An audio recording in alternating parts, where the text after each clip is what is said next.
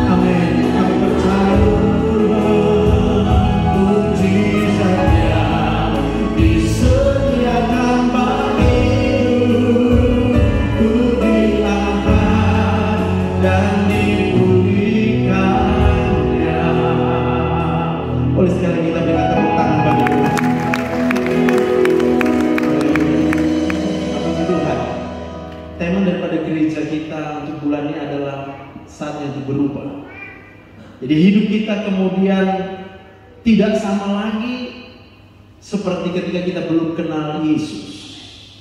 Ketika kita mengakui dengan segenap hati kita bahwa Tuhan Yesus adalah Tuhan dan Juru Selamat bagi kita, maka sebenarnya pada waktu itu hidup daripada seorang manusia itu akan diubahkan menjadi sama dan serupa seperti Kristus. Yang percaya katakan amin. Dan kita semua sudah tahu bagaimana kehidupan daripada Tuhan Yesus selama dia hidup di dunia ini. Dia tunjukkan betapa besarnya kasih-Nya. Dia tunjukkan betapa ketika dia disakiti oleh orang banyak, dia tidak membalas, bahkan dia tetap penuh belas kasih. Maka saya katakan tadi di dalam doa saya benar-benar diingatkan, tidak ada kasih yang sudah dibuktikan oleh Tuhan kecuali seperti kasih Tuhan Yesus. Bahkan ketika dia naik ke kayu salib, dia berkata, ya Bapa, ampunilah mereka, sebab mereka tidak tahu betapa jahatnya bangsa-bangsa Yahudi pada waktu itu. Ketika apa yang dikerjakan Tuhan Yesus hanya kebaikan. Yang Tuhan Yesus kerjakan adalah menyembuhkan orang, yang Tuhan Yesus kerjakan menolong orang, tetapi dia harus berujung di kayu salib. Tapi dia tahu, dia mengerti bahwa naik ke atas kayu salib adalah kehendak daripada Allah Bapa. Untuk apa? Mengampuni siapa? Semua manusia yang berdosa. Yohanes 3:16 berkata, karena begitu besar kasih Allah akan dunia ini sehingga yang mengaruniakan. Kita gak minta, kita tidak minta diampuni. Sebab sebelum kita minta diampuni, Tuhan Yesus sudah mengampuni kita. Katakan amin. Itulah yang dia buktikan naik di atas kayu salib. Dan saya percaya kalau kita 100% mengerti akan hal ini dan menerima bagaimana Tuhan Yesus itu mengasihi setiap kita, hidup kita akan diubahkan. Dan saya akan menjelaskan nanti secara kedokteran bagaimana mungkin hal ini terjadi. Sebab saya percaya hidup kita adalah sesuatu yang mustahil bagi manusia. Katakan amin. Kalau kita bisa hidup, itu adalah mujizat Tuhan. Itu mustahil bagi manusia. Dunia kedokteran sampai dengan hari ini tidak bisa menjawab bagaimana untuk mempertahankan hidup aja tidak bisa. Apalagi menciptakan kehidupan. Obat-obat mungkin ditemukan, tapi saya mau katakan belum ada obat yang 100% itu kemudian pasti bisa menyembuhkan. Buktinya apa? Banyak orang udah berobat, bahkan mahal-mahal, tetap juga harus pulang juga kembali kepada Bapa. Artinya apa?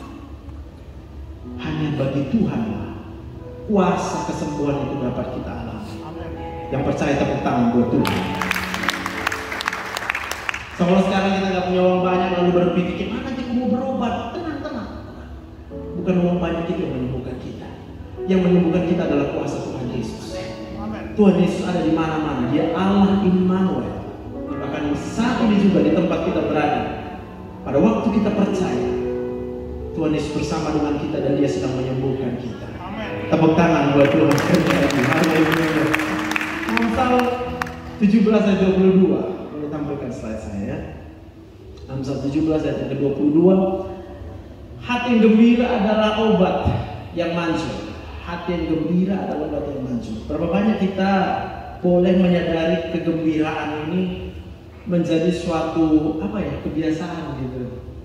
Atau ada orang yang dia gembira tapi digembira-gembirakan. Iya kan? Masalah banyak, gak bisa gembira dia. Lalu dia berkata, ya kalau aku gak punya masalah, saya bisa gembira. Saya mau katakan, gak mungkin. Setiap manusia hidup itu kemudian pasti hanya akan bertemu dengan masalah dan persoalan. Yang setuju dengan saya katakan dia. Lihat kiri kanannya. Itu juga sebuah masalah itu. Sebab dia juga punya banyak masalah. Sampai saya sudah mengerti maksudnya. Kita nggak mungkin bisa terbebas dari hidup dengan masalah karena orang di sekitar kita juga punya masalah. Itu sebabnya Tuhan Yesus berkata, ya Bapa ampunilah mereka. Mereka nggak tahu lagi apa yang diperbuat. Sebegitu gak taunya, bahkan ketika Tuhan Yesus sudah berbuat yang baik, dia dibalaskan dengan yang jahat. Sampai gitu kita paham ya. Kenapa? Karena memang Tuhan Yesus menyadari, ya udahlah, kasihan manusia ini semua punya masalah. Kalau mereka buat seperti itu, mereka nggak sadar. Gitu. Saya kemarin juga dalam perjalanan pulang, pikiran kemudian terbawa dengan hal-hal yang menjadi beban, masalah. Lalu kemudian saya sempat marah, ya, dan saya tegur anak saya. Tapi ternyata dia bisa rasakan kemarahanku. Lalu dia langsung nangis. Aku bilang, saya minta maaf, tapi mungkin dia belum bisa terima dengan cepat. Tapi yang mau saya katakan begini, ada kalanya kita sering tidak menyadari, ya.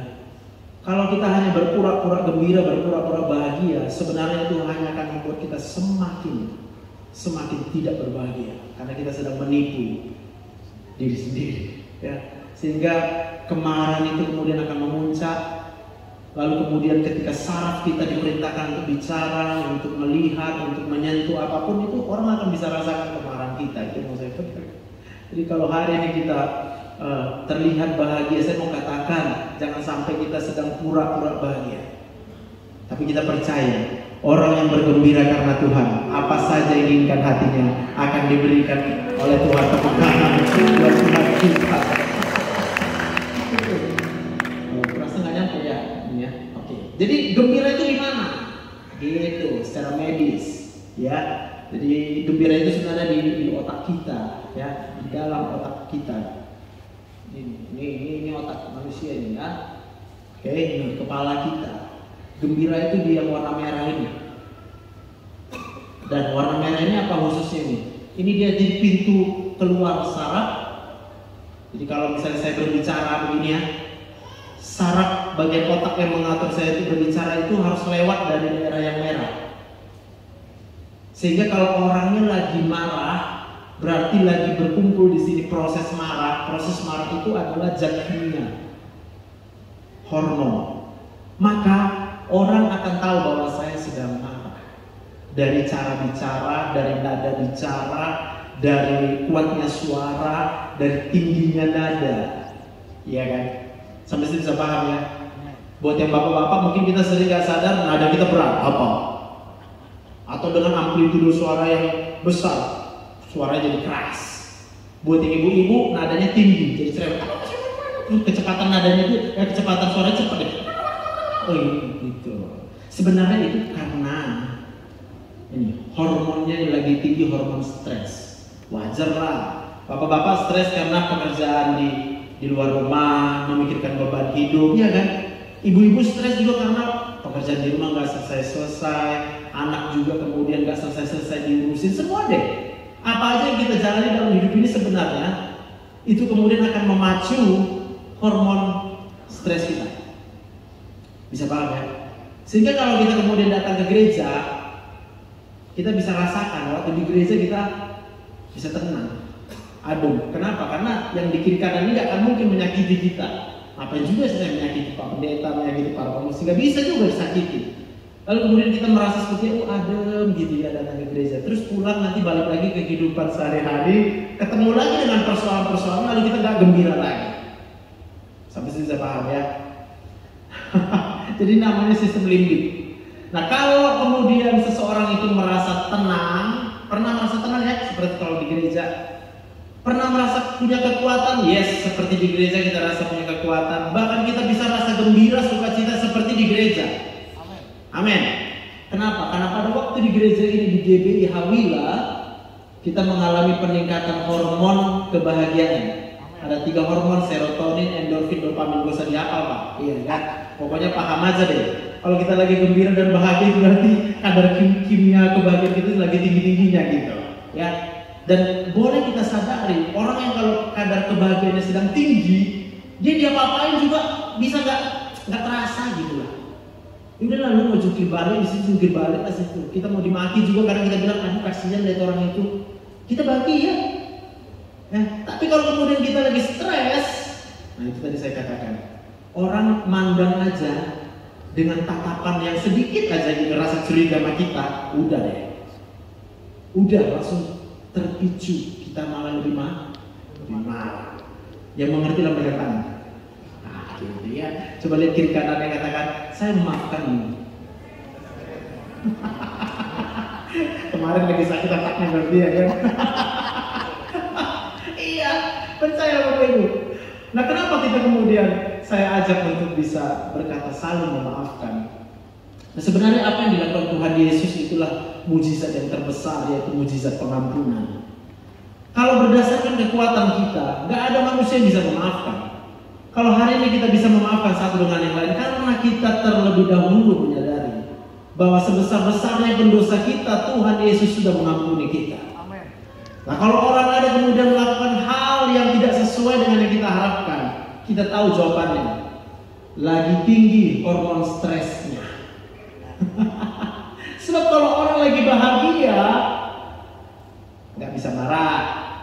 Kalau orang lagi bahagia, nggak bisa mukul. Kalau orang lagi bahagia, nggak akan cerewet dia. Iya kan, Bu? Ibu pasti tahu itu, iya kan? Kalau kita lagi bisa cerewet, sebenarnya kita lagi rendah hormon kebahagiaannya. Yang tinggi hormon kepanikan. Kok nggak siap-siap kerja tuh, banyak kali dikerjakan. Besok harus kayak gini, kurang uangnya, nggak ada uangnya, segala macam dipikirkan. Sampai sih bisa mengerti ya? Amin? Iya, jangan maaf sama saya ya. Saya maafkan juga. Next slide.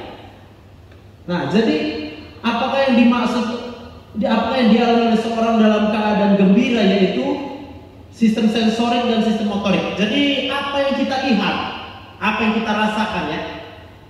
Kalau orang lagi gembira, berarti hormon kegembiraannya lagi tinggi di sini.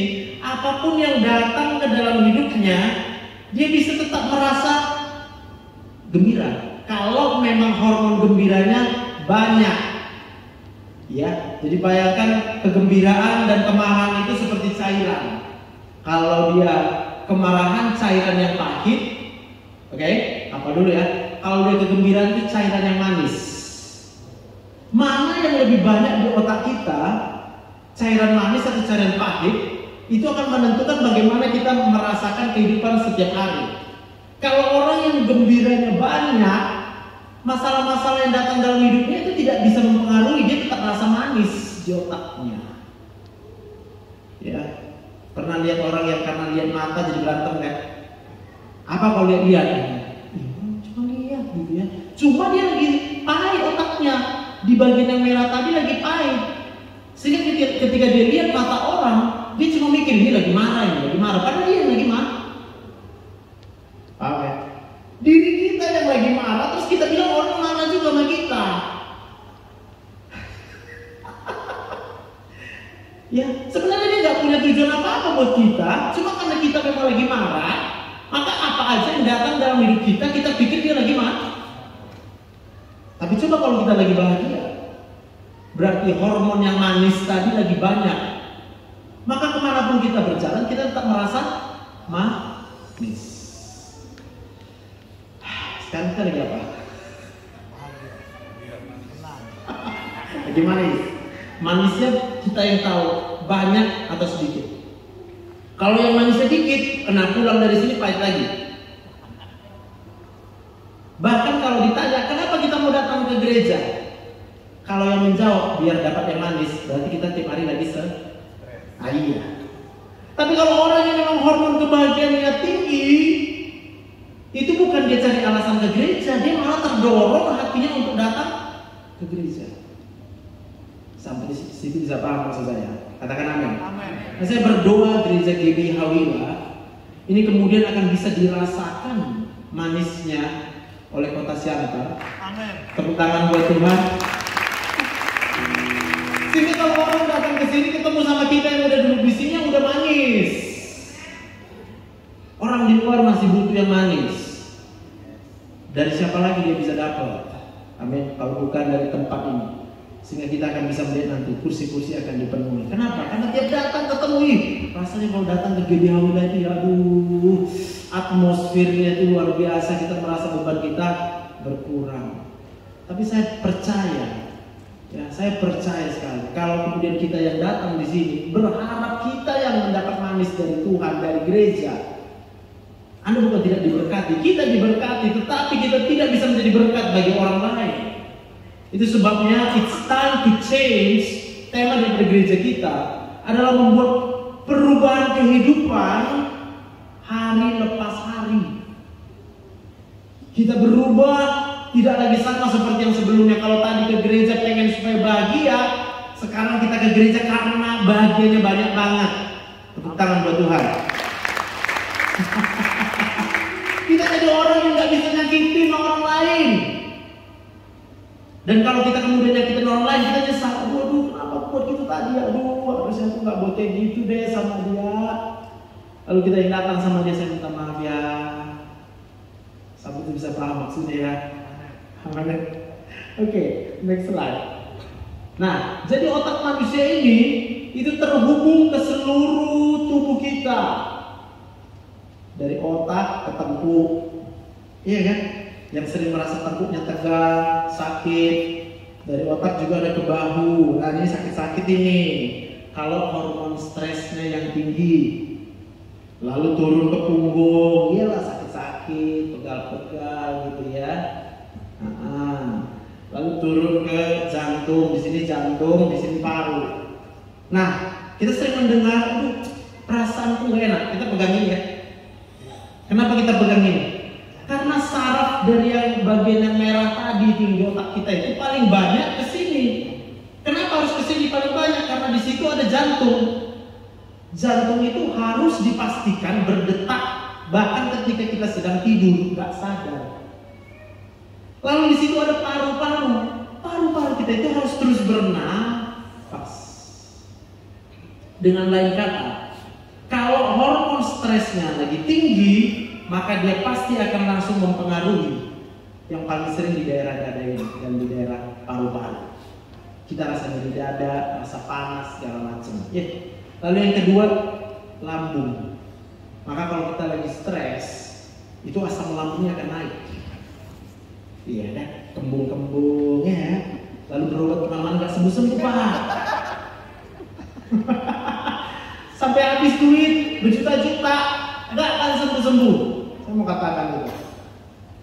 Kenapa nggak sembuh-sembuh? Karena obat yang diminum kerjanya cuma di lambung. Kita minum mungkin obat yang paling mahal gini ya. Kalau kita ada dengar obat lambung yang mahal dan ada yang nggak mahal, cuma beda di jam kerja. Makin mahal obat lambung, makin cepat dia kerja. Jadi waktu sedikit langsung bisa. Enak buku. Tapi harganya bikin mata sakit, mata pencaharian. Sebab satu kapsul bisa 70.000, 80.000. Kalau yang murah cuma 3.000, tapi ya tunggulah 1,5 jam sambil berdoa. Baru langsung itu. Harus bisa paham ya. Lalu ada yang harus endoskopi segala macam ya. Iya emang dilihat Pak, dilihat. Tapi yang dilihat cuma Pak, oh iya luka lambungnya ya, luka lah. Orang kebanyakan Nah pertanyaannya, asamnya itu kebanyakan bukan lambungnya yang sakit di yang sakit itu di sistem limbik, kebanyakan hormon stresnya. Tarik nafas. Ada nafasnya nggak? Kenceng kan? Nggak ada yang nyangkut ya. Tapi kalau coba lagi serangan, nggak bisa nafas. Ada di sini nafasnya. Amin. Waktu kita tarik nafas, berapa banyak kita menyadari setiap tarikan nafas itu adalah mukjizat. Gak ada manusia yang bisa menciptakan oksigen. Manusia cuma bisa mindah-mindahin aja. Dia ambil oksigen, pindahkan ke dalam tabung. Dia ambil oksigen, masukkan dalam tabung. Lalu kalau di rumah sakit dijual oksigennya. Yang belum tahu sekarang dia udah orang kaya, dengarkan aku baik-baik. Hitunglah berapa banyak oksigen yang sudah kita pakai sampai dengan hari ini. Hitung berapa banyak, udah pasti di atas UMR harganya. 1 liter itu 60 perak oksigen. 1 menit kita ini duduk-duduk kita udah pakai oksigen 8 liter. Berarti 1 menit aja udah 480 rupiah. Biar gampang hitungnya kita turunkan ke bawah pun jadilah 400 perak. Kalau 1 jam berarti 400 kali 60, 24.000 1 jam. Kita ibadah nanti berapa jam? 2 jam. Berarti udah 48.000 2 jam udara kita pakai kalau bayar. Maka kalau dihitung dalam tahunan, dalam 1 tahun itu sekitar 252 juta cuma udah. Lalu kadang kita merasa, aku gak punya uang, miskin kali, terasa enak kali rasa kalau ada uang banyak, ya kan? Tiap hari kita mikir, Tuhan, kurang uang. Tuhan dari atas sangat bingung, kurang apa lagi? Yang persoalan sama kita hanyalah kita lupa menghitung berapa besar yang Tuhan berikan buat kita.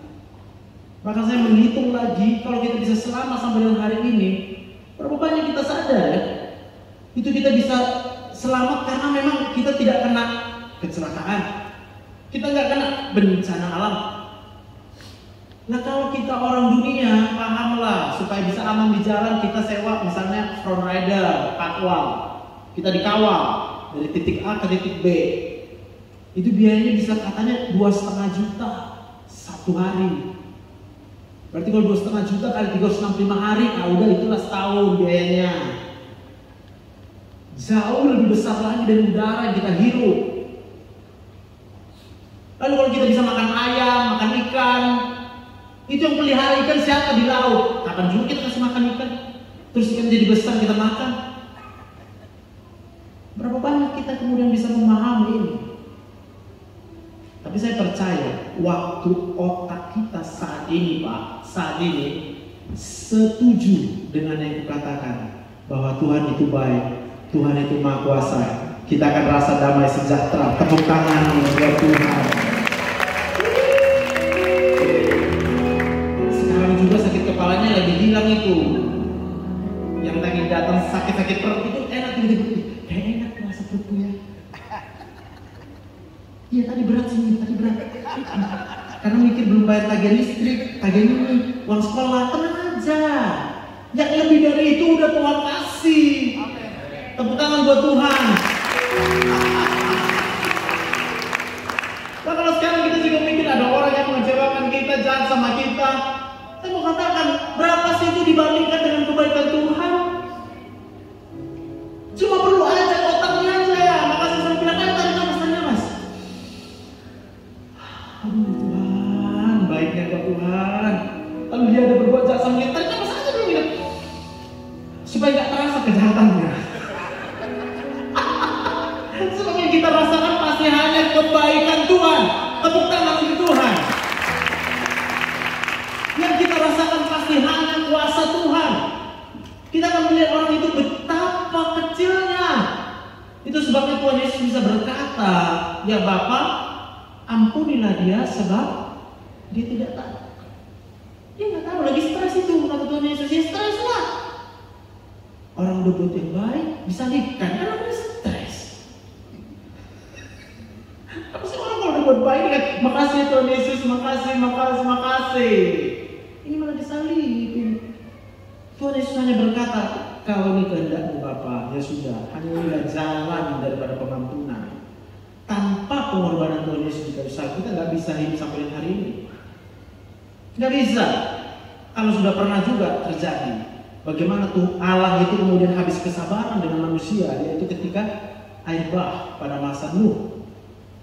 Allah sendiri berkata kepada Nuh, aku udah nggak sabar lagi lihat manusia ini. Semua yang ada di dalam hati jahat, nggak ada lagi yang baik. Udah deh, siapa yang mau nanti diselamatkan mau kasih tahu aja. Pokoknya aku buat kapal, nanti aku mau buat banjir besar. Apa yang terjadi? Nuh panggil semua, kalian biar selamat kita naik kapal ya nanti ya, tanggal sekian. Kan yang baik kan dibuat Nuh kan. Terus orang dunia bilang apa? Udah gila. Sampai kemudian memang harus terjadi hari ini. Lalu kemudian semuanya binasa. Karena memang Tuhan udah gak sabar pada waktu itu. Lalu ketika semua sudah binasa, Allah berkata, aduh nyesal juga ya. Dibinasakan manusia ini ya memang jadi binasa. Tapi ya udah binasa gitu. kayaknya aku gak akan mulut lagi gini. No, lu lihat itu pelangi, itu tandanya aku tidak akan pernah lagi membinasakan. Katakan amin. Lalu kemudian berjalan masa perjanjian lama dengan persembahan-persembahan yang diberikan oleh bangsa Israel pada waktu itu. Tapi ternyata Tuhan juga lihat, aduh gak bisa juga. Gak bisa, manusia ini memang udah begitulah. Kalau dia biarkan ini, dia akan harus binasakan lagi. Lalu kemudian dia bilang, karena begitu besar kasih Allah kan dunia, udahlah, biar kuberikan anakku yang tunggal. Untuk apa? Mengampuni semua dosa. Supaya apa? Supaya punya kesempatan. Untuk apa? Untuk kita bisa hidup sama seperti Yesus hidup. Sehingga kita kemudian menerima keselamatan. Yang percaya berikan tepuk tangan buat Tuhan. Amin. Nah, ada yang belum bisa gembira? Angkat tangan dulu. Biar didoakan secara khusus. Iya benar Pak, ada memang Pak. Jadi kita ini tanpa sadar ya, otak kita udah rusak banget. Rusaknya begini, sampai gak bisa lagi melihat yang merasakan yang baik itu baik gitu. Apapun yang datang dalam hidupnya padahal itu baik, dia gak bisa rasa itu baik. Kalau ada orang yang berbuat baik, dia bilang gini, ih curiga punya kawan ini.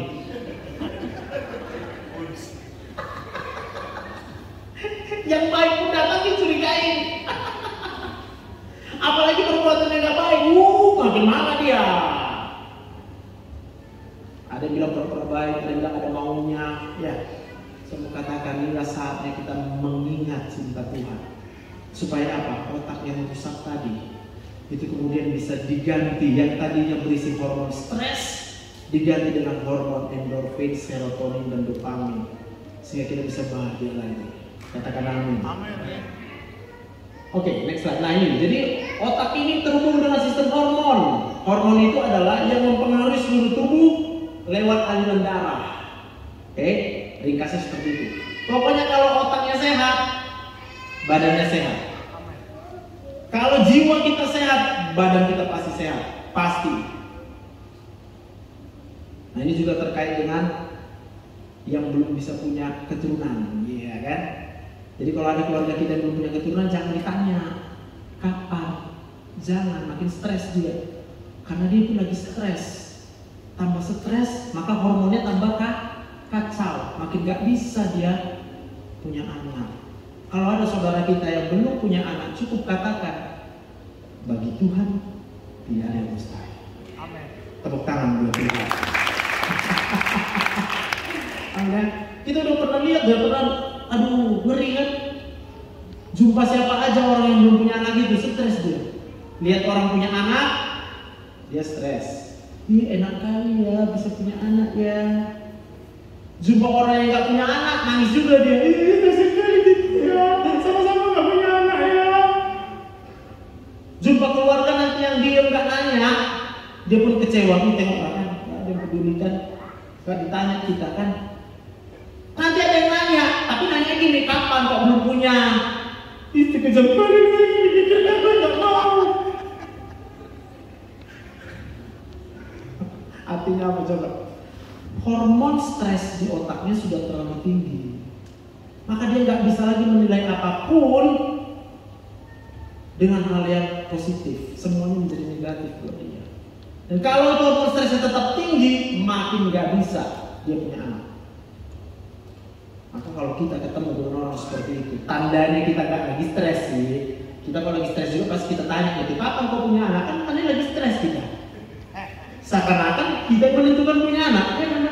Mentang-mentang udah punya anak, bilang pula orang kapan kau punya anak? Itu namanya stres juga. Nah kalau ada yang seperti itu juga, tenang. Ya, artinya apa? Kita yang ingatkan sama dia, bagi Tuhan tidak ada yang mustahil. Sama yang sakit juga gitu Pak. Kalau ada yang sakit, aduh aku sakit kali gak sembuh-sembuh. Jangan bilang, iya aku pun juga gak sembuh-sembuh. Tambah stres ya, ini stres, tambah stres lagi, gak sembuh-sembuh. Bilang sama dia, hati yang gembira adalah obat yang manjur. Bilang kiri kanan, hati yang gembira adalah obat. Amin. Supaya dua-dua stresnya bisa terobati. minimal pada waktu bertemu. Nah, jadi kalau kita melihat nanti, next slide, bagaimana hubungan hati yang gembira ini menjadi obat yang manjur ini ya. Semua organ-organ tubuh dari kepala sampai ke kaki, usus, lambung, hati, paru, jantung, ginjal, limpa, semuanya itu ada sarafnya, semuanya itu ada aliran darah, berarti semuanya terhubung dengan sistem limbik. Maka kalau orang bahagia, ini pasti sehat, pasti 100%, nggak mungkin nggak. Kalaupun ada rasa sakit di tubuhnya ini, dia bisa tidak terlalu merasakan rasa sakit itu. Dia akan tetap melanjutkan. Bahkan hubungan antara tingkat stres itu ada dengan sistem imunitas namanya. Sistem pertahanan tubuh. Ini self healing. Tubuh ini udah diciptakan Tuhan ya, jangan lupa ya. Diciptakan Tuhan dengan apa? Dengan sistem perlindungan. Sehingga kalau ada bakteri datang, bakterinya dia tekan. Kalau ada sel tumor yang tumbuh, sel tumor dia tekan. Maka kalau ada orang yang sakit kanker, itu kenapa? Karena sudah bertahun-tahun sistem imunnya tertekan. Tertekan oleh apa? Depresi, stres, kepahitan. Kalau di Alkitab dikatakan apa? Akar pahit. Yes, akar pahit. Nanti aku tunjukkan di mana akar pahit. Ya, next slide. Nah, ini tanda orang yang stres ini. Sakit kepala, sakit di punggung, sakit di dada, sakit di perut, ya kan? Sampai ke... Coba, kalau kita sering kayak gitu, aku sakit nih, aku sakit. Atau kalau yang kerja sering kali mau permisi. Aku permisi kerja lah, sakit berasa, gak enak berasa, lemas berasa badanku, gak enak. Yang ada mengeluh terus. Nanti kalau dibilang jangan kamu mengeluh, jangan bilang gitu Pak, dimarahi Bapak. Langsung dibilang nanti kamarnya kau merasakan itu. Tepuk tangan dulu buat Bapak.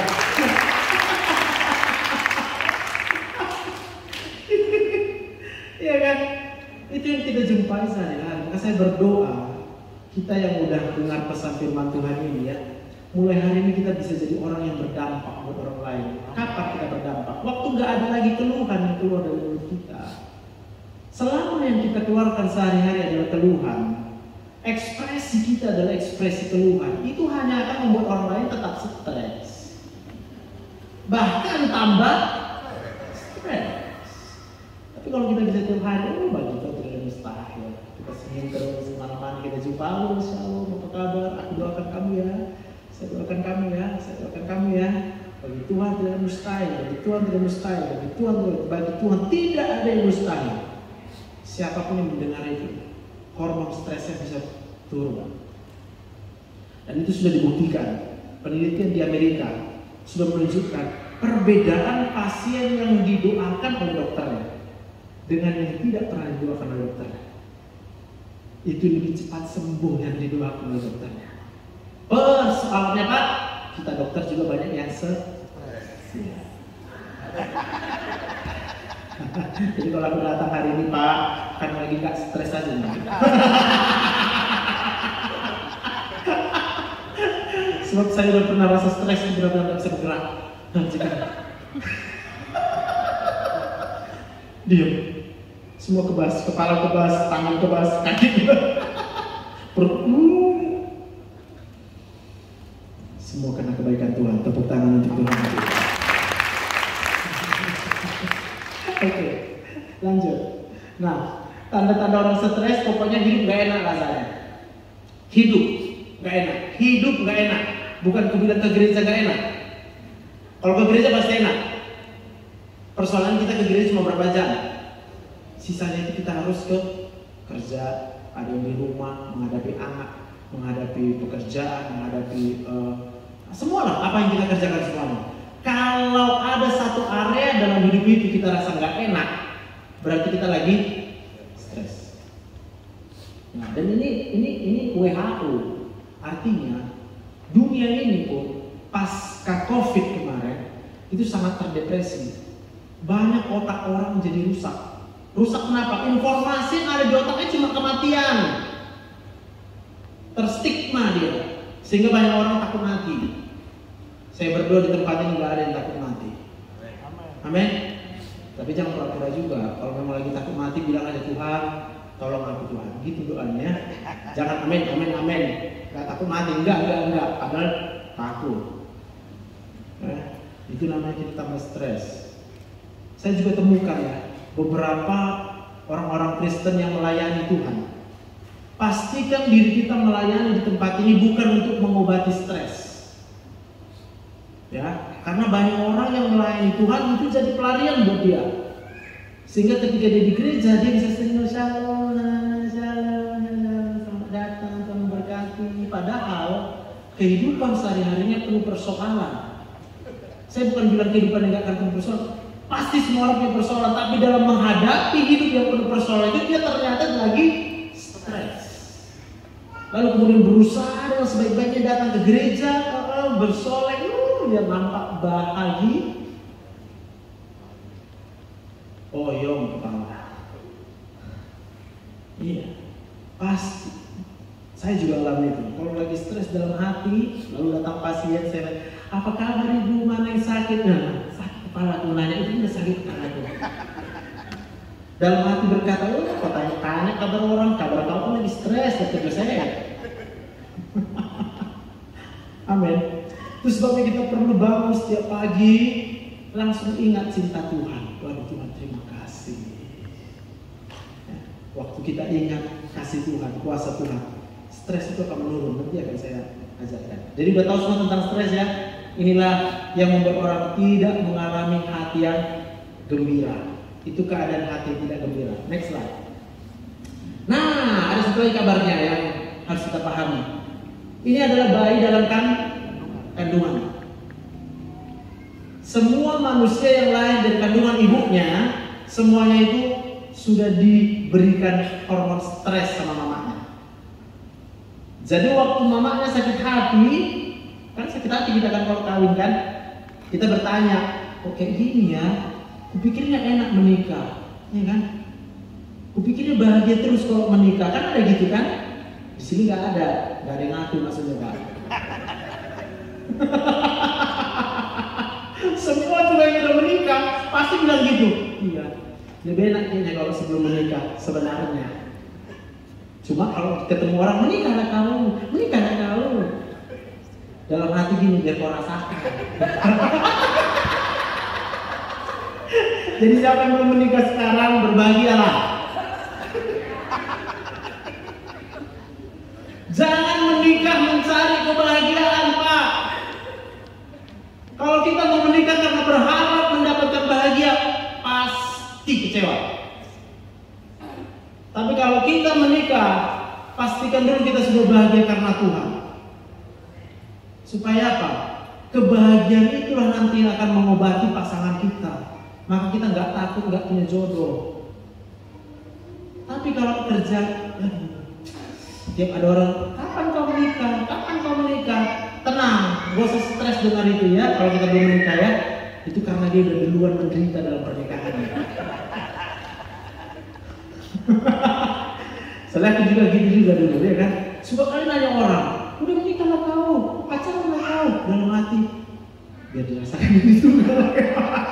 Kita bilang enak lo menikah. Enggak. Kalau enaknya karena menikah, jawabannya tidak. Enaknya cuma karena Tuhan. Kalau sudah kita alami bahagia karena Tuhan, pernikahan itu menjadi bonus, menambah. Ingat ya, menambah kebahagiaan. Pernikahan itu adalah tempat di mana Tuhan menambahkan kebahagiaan. Kenapa? Supaya anak yang dilahirkan itu bisa diberikan kebahagiaan oleh kedua orang tuanya, papa mama. Tapi kalau papa mamanya lagi stres, menikah tambah stres, itu sebabnya kadang kita lihat orang nggak punya keturunan. Kenapa? Karena Tuhan tahu, kasihan nanti kalau punya anak tambah stres. Mana mungkin kalau tambah punya anak tambah bahagia. Doa kita pun udah salah. Tuhan, inilah kerinduan hatiku Tuhan, biar bahagia. Ya salah. Alasan kebahagiaan kita bukan karena punya anak. Alasan kebahagiaan kita adalah karena Tuhan. Lalu Tuhan akan berikan anak supaya anak ini dididik menjadi keturunan yang takut akan Banyak generasi-generasi sekarang yang rusak, khususnya generasi Z. Ini anak-anak muda yang SMP, SMA sekarang ya. Ini adalah generasi-generasi yang kemungkinan besar kekurangan pasokan kasih sayang dari papa mama. Papa mama berpikir sekarang hanya dengan apa? Negur, kamu salah, kamu salah, kamu salah, kamu salah, kamu salah. Teguran itu bukan merupakan rasa kasih sayang. Apalagi kalau marah. Kalau kita sayang sama anak kita, maka ketika dia salah kita rangkul. Amin. Sama seperti Tuhan Yesus. Waktu kita berdosa, dia bukan menghukum kita, tapi dia mengampuni kita. Dia mati di kayu salib buat kita. Tepuk tangan buat Tuhan. Amin. Jadi kalau kita udah sering kali marah sama anak kita karena dia salah, terus kita bilang, kan aku sayang, enggak Pak. Otaknya sedang dirusak. Kita tanya sama diri kita sendiri, enak gak dimarahin? Pasti gak enak dimarahin, otaknya akan rusak, kehilangan rasa bahagia. Oke, saya lanjutkan. Jadi orang semuanya, kalau dalam kandungan ibunya, waktu ibunya stres, hormon stresnya masuk ke dalam otak anaknya. Bayi di dalam kandungan gak kenal siapa yang nyakitin mamanya, dia rasa sakit hati. Lah bayangkan, lalu kemudian dia akan keluarkan lagi hormon stresnya, hormon stres dari bayi, naik lagi masuk ke otak ibu. Itu sebabnya ibu-ibu yang hamil satu kali disakiti, rasa sakitnya bisa 3 kali, 4 kali lipat. Kenapa? Karena hormonnya masuk lagi yang dari bayi. Lalu ketika bayi nanti lahir, dia udah lahir dengan apa? Dengan hormon stres yang tinggi. Maka bayi gampang nangis, cengeng, bahkan sampai banyaklah sekarang autis lah. Level yang terberat itu baby blues syndrome. Mamanya benci sama bayi karena dia rasa ini sumber stresnya, tapi dia nggak paham, dia juga nggak paham karena mainnya jadinya di otak tadi, di sistem limbik tadi. Lalu kalau anak kita bilang nakal, bandel, nggak mau dengar suara kita, kan gitu kan? Baru dengar dia, ya kan? Kenapa? Hormon stres anaknya udah terlalu tinggi. Jadi kalau dibilang mamanya, Joseph mandi kau, nggak dengar dia, bapak nggak dengar dia. Maka kalau ada anak seperti itu, jangan makin dikuatkan suara, panggil, rangkul dia. Ya, ayo mandi kita ya, nak. Karena udah terlalu sakit otaknya. Anak-anak mana tahu buat jahat. Kita yang jahat, yang dewasa. Amin. Sama dengan kepintaran anakmu seperti itu. Kadang-kadang tanpa kita sadar, anak bodoh kita marahin. Padahal harusnya anak bodoh diajarin. Gimana ngajarnya? Marah. Bisa jadi pandai karena marah? Bisa. Dia harus sabar. 3 kali 2, 6 ya nak. 8. Enggak nak, 6. 8, apa rupanya? Pancasila 1, 2, 3. Kenapa rupanya? Katanya nanti. Sabar kita. Enggak nak, ininya yang benar. Kasih contoh. Ingat gambar Tuhan Yesus menolong domba yang tersesat. Ketika domba itu kemudian nyangkut di tebing, domba udah gak bisa buat apa-apa lagi, udah mau jatuh dia ke jurang sana.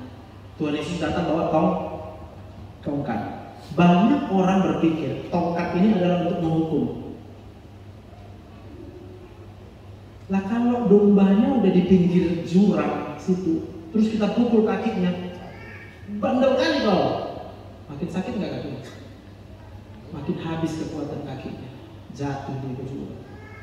Lalu untuk apa Tuhan Yesus meninggalkan yang 99?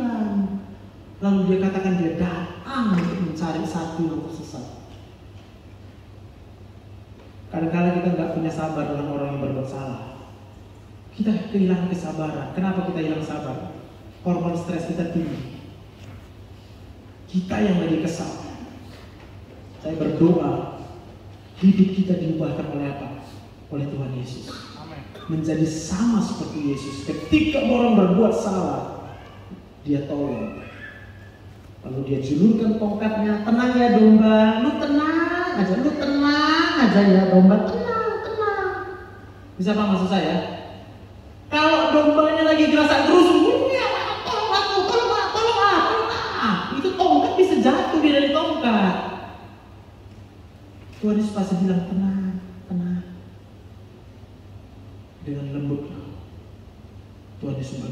sabar domba, saya akan tolong kamu, tapi tenang dulu. Karena kalau nggak tenang pasti nggak bisa ditolong. Kadang-kala kita memang udah dalam masalah yang berat, tapi kita nggak pernah mau tenang. Kita terus marah, kita terus kecewa, kita terus berusaha dengan kekuatan kita sendiri untuk menolong diri sendiri. Ya nggak mungkin. Pernah lihat orang hampir tenggelam? Makin berusaha dia, makin tenggelam. Maka lifeguard itu kemudian harus bilang, tenang Pak. Kalau nggak tenang-tenang juga ditamparkan dulu sekali. Udah, biar tenang sendiri, pingsan. Baru bisa dibawa ke pihak. Ini selalu berkati seperti itu. Kadang-kadang penyakit yang diizinkan Tuhan dalam hidup kita membuat kita apa? Supaya kita bisa tenang di rumah. Karena kalau kita ke kantor terus, nanti kita teken semua yang korupsi-korupsi. Tapi kalau di rumah, ya Tuhan, sembuhkanlah sakitku, nggak jadi berdosa dia korupsi. Saya bilang itu sama diri saya, kalau di sini merasa jangan marah. Kadang-kadang Tuhan izinkan penyakit juga supaya apa Pak? Supaya kita nggak lihat dia perempuan lain lagi. Tuh dia cantik sana, cantik situ, cantik, semua cantik sama kita. Hanya gara-gara apa? Oh, istriku cerewet kali, istriku ini. Mana ada istri nggak cerewet Pak? Istriku cerewet. Tapi karena cinta Tuhan tadi, istri yang cerewet pun kelihatan seperti cinta kali sama aku. Ibu, benar. Berarti kalau aku bisa melihat istriku, cerewet istriku, berarti aku lagi kurang hormon bahagia. Berarti aku lagi kurang bersyukur. Sampai situ bisa ngerti maksudku. Tepuk tangan buat Tuhan. Oke, jadi kalau ada orang berbuat jahat, itu karena otaknya sudah sakit sejak dari dalam kandungan ibunya. Yang kedua, lihat umurnya. Lihat umurnya. Makin lama manusia hidup, kalau dia belum kenal Tuhan, sungguh-sungguh pasti makin pahit hidupnya. Jadi kalau ada menantu-menantu di sini, lihat mertuamu, mana lebih banyak umurnya? Mertua dong. Mana lebih susah hidupnya? Ya pasti mertua. Nah kalau mertua kita rasa ikut, aku dengar suara mertua aku jadi sakit telinga, sakit. Sadari betapa banyaknya sudah pengorbanan daripada mertua, sehingga kita bisa punya pasangan, punya suami, lalu kita nggak sakit hati. Kenapa? Karena kita udah bersyukur. Aduh Tuhan, terima kasih lah Tuhan, kalau sampai hari ini kita masih hidup, ada suami yang memberikan syukur buat Tuhan. Amin. Oke, next slide. Oke, jadi bagaimana agar kita mengalami hati yang gembira setiap waktu? Berapa banyak yang mau gembira setiap waktu? Angkat tangan dulu. Yes. Berapa banyak yang percaya kita bisa gembira setiap waktu? Angkat tangan. Ada yang ragu boleh angkat tangan. Gak apa-apa ragu. Kalau kita ragu pasti kita nggak bisa gembira. Nah itu aja yang aku bilang. Kenapa? Ya. Next slide. Nih, jadi sel otak di sini ini ada miliaran. Semuanya akan ditanya persetujuan. Setuju nggak? Dengan apa? Dengan hal yang baik. Kalau orang di dalam otaknya terlalu banyak setuju dengan penyakit, maka dia akan rasa sakit di badannya. Tiap hari baca Google, tengok YouTube penyakit segala macam. Itu otaknya setuju dengan penyakit, maka dia akan menyuruh sistem limbik ini menghasilkan hormon stres. Maka kita nggak pernah rasa sehat. Tapi kalau di otaknya setuju semua, berapa banyak yang setuju bagi Tuhan, tidak ada yang mustahil, boleh katakan. Yang 100% otaknya setuju dengan saya yang berkata bagi Tuhan tidak mustahil, dari otak depan sampai otak belakang, dari kiri ke kanan, saat ini juga bisa rasakan. Aduh, tenang kurasa lah. Ya, tapi kalau kita masih marah, tanya lagi otaknya. Kau percaya bahwa itu tidak mustahil? Otak yang mana itu? Otak yang lagi mikir gak ada uang. Ada yang lagi mikir gak ada uang, kurang uang. Tanya sama otaknya itu, kau percaya bahwa itu tidak mustahil? Kalau dibilang, iyalah percayalah kita. Maka pada waktu dia mau percaya, seluruh sel-sel otaknya setuju bagi Tuhan tidak ada yang mustahil, otomatis ini akan menghasilkan hormon dopamin, serotonin, endorfin yang akan membuat membuat kita merasa tenang, kuat, dan bahagia. Tepuk tangan buat Tuhan. Apa masalah kita sekarang? Tanya sama otaknya. Otak, kamu percaya bagi Tuhan tidak ada yang mustahil? Kalau otak yang menjawab, iyalah, percayaku, bagi Tuhan tidak ada yang mustahil, akan dikeluarkan langsung hormon dopamin, serotonin, dan endorfin. Lihat penyakit berat, kau sakit apa? Kanker. Terus kayak mana itu dah aku? Aduh, kayak mana aku bilang kayak udah mau mati. Tanya sama otaknya. Otak, kau percaya bagi Tuhan tidak ada yang mustahil? Kalau nggak percaya juga dia, lihat seluruh isi alam semesta ini. Tarik napas ya. Supaya apa? Supaya percaya lagi. Oksigen itu hanya bisa ada kalau ada matahari. Siapa yang ciptakan matahari? Berapa besar matahari dibandingkan menghilangkan sel kanker di tubuh? Itu kecil buat Tuhan. Bagaimana cara Tuhan menciptakan alam semesta ini? Dia cuma berkehendak, berfirman, jadi. Sedangkan yang sebesarnya itu cuma Tuhan bilang jadi. Apalagi penyakit kanker segala macam. Bagi Tuhan tidak ada kan? Percaya dengan segenap hatimu maka kau akan sembuh. Tapi harus segenap hati. Karena kalau ada aja satu sel otak kita nggak setuju, merasa nggak mungkin, mana mungkin aku bisa sembuh. Udah berapa kali penyakit ini? Lalu jumpa lagi sama orang, udah berat penyakit kau, aku pun kudengar kemarin, mati dia. Masuk otaknya, mati. Baca lagi Google, mati. Semua sel-sel otaknya yang ada cuma tersimpan apa? Mati. Maka dia akan mati. Karena kalau mati yang disetujui di sini, sistem limbik akan merespon, menghasilkan hormon stres. Maka yang kita rasakan seperti mati. Takut mati, rasanya jadi kayak takut miskin, rasanya takut kaya, rasanya kan. Jadi kalau mau kaya, takutlah kaya. Iya benar Pak. Ayub berkata itu, sebab apa yang kutakutkan, itu yang kualami. Takut nggak laku dong? Nggak laku. Abangnya takut laku deh. Jadi laku terus. Amin. Saya pun kadang-kadang gitu. Takut aku banyak pasien. Kenapa? Aku takut nggak sanggup nanti menanggung pasien. Yang terjadi apa? Jadi kalau kita lihat sekarang kan, yang kita takutkan itu adalah persetujuan otak. Setuju nggak otak kita dengan itu? Jadi kalau hari ini kita setuju satu hal ini aja, bagi Tuhan tidak ada yang mustahil. Semua tanya persetujuannya. Pasti kita akan merasa tenang, kuat, dan gembira. Lalu Tuhan pasti akan mengerjakan mujizat.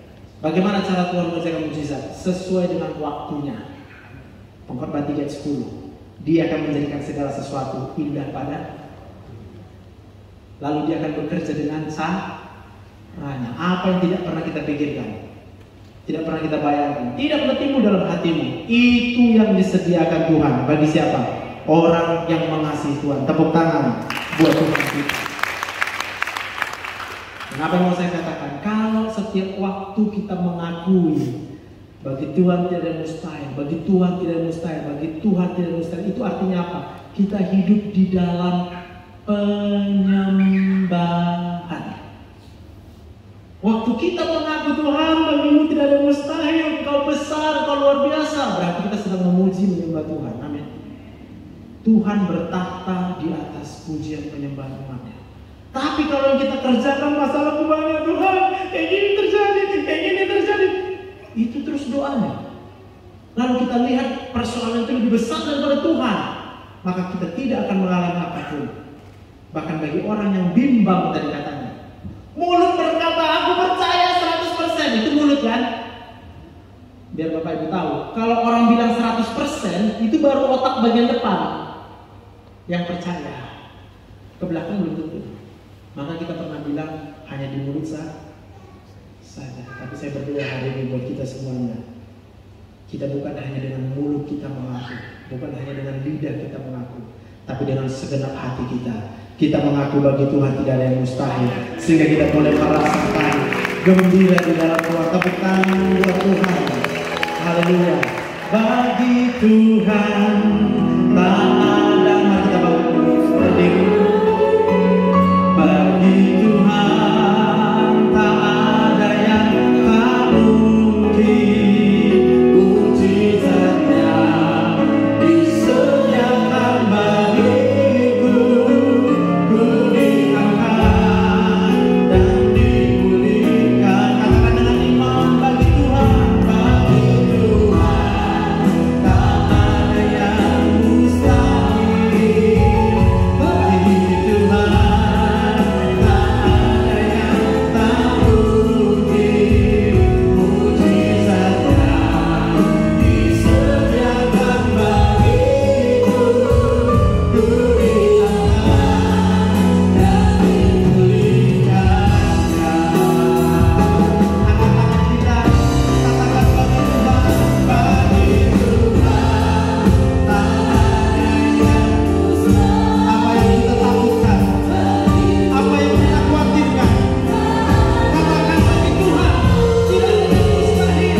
Mujizatnya disediakan bagiku, ku diangkat dan dipulihkan Tuhan. Di dalam nama Yesus, nama Yesus berkuasa, nama Yesus yang ajaib. Haleluya. Mujizatnya disediakan bagiku, ku diangkat dan dipulihkannya. Mari kita tundukkan kepala kita di hadirat Tuhan. Kalau sampai dengan hari ini ada di antara kita yang sering merasa khawatir, kita sering merasa cemas, kita sering merasa takut, saya mau katakan, bagi Tuhan tidak ada yang mustahil. Apapun yang kau khawatirkan sampai dengan hari ini, aku berkata di dalam nama Tuhan Yesus, bagi Tuhan tidak ada yang mustahil. Kalau engkau percaya dengan segenap hatimu, maka saat ini juga engkau akan merasa tenang, damai. Engkau akan merasa gembira di dalam Tuhan. Dan kami percaya di dalam nama Tuhan Yesus, apa yang engkau takutkan tidak akan terjadi. Sebab engkau hanya takut akan Tuhan, sehingga kuasa Tuhan yang akan terjadi dalam hidupmu. Dalam nama Tuhan Yesus. Mungkin ada di antara kita yang menderita sakit penyakit sampai dengan hari ini. Kamu berdoa di dalam nama Tuhan Yesus. Bagi Tuhan tidak ada yang mustahil. Kau akan sembuh di dalam nama Tuhan Yesus. Kalau mungkin kau takut dengan tidak punya keturunan sampai dengan hari ini, kamu berdoa di dalam nama Tuhan Yesus. Engkau akan memiliki anak, engkau akan memiliki keturunan yang akan takut akan Tuhan dalam nama Tuhan Yesus. Engkau mungkin sedang sekolah, engkau belajar, engkau khawatir akan masa depanmu. Maukah engkau percaya bagi Tuhan tidak ada yang mustahil? Aku berdoa di dalam nama Tuhan Yesus. Allah yang kita sembah, Allah yang kita puji, Allah yang kita agungkan adalah Allah Alfa dan Omega. Dia ada di masa lalu, dia ada di masa sekarang, bahkan dia ada di masa yang akan datang. Dia hanya punya satu rancangan, yaitu rancangan yang terbaik, hari depan yang penuh dengan pengharapan. Hari ini berpercaya dan beriman, anak-anak kita akan berhasil di dalam tangan Tuhan.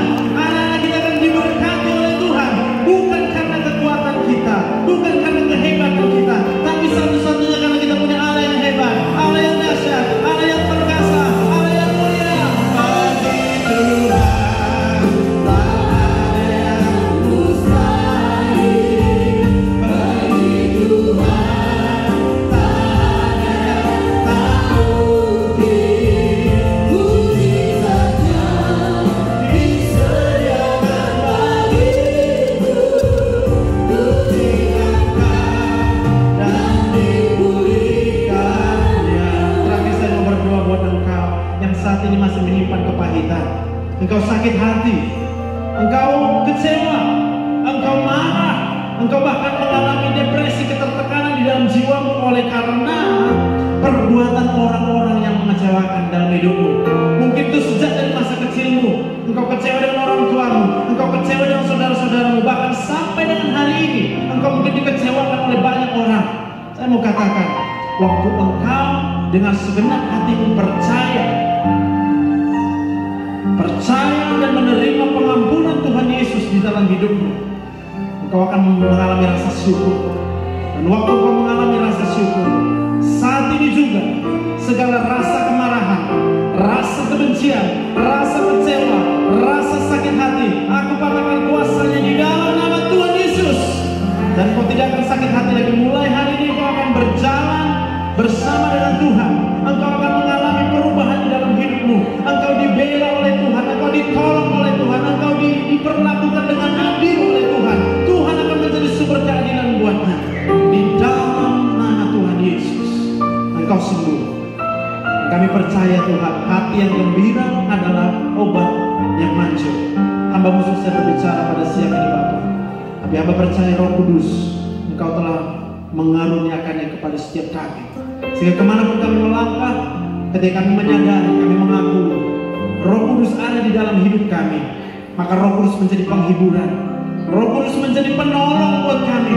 Roh Kudus akan membuat kami mengalami kuasa-kuasa Tuhan, mujizat Tuhan akan Tuhan nyatakan dalam hidup kami. Sehingga hidup kami tidak sama lagi seperti dulu. Hidup kami diubahkan, hidup kami menjadi sama seperti Kristus. Orang-orang yang hidup di dalam pengharapan hanya di dalam Tuhan saja. Terima kasih Bapak yang baik. Sekali lagi menyerahkan hidup kami sepenuhnya hanya ke dalam tangan Tuhan. Di dalam nama Tuhan Yesus, semua kita yang diberkati Tuhan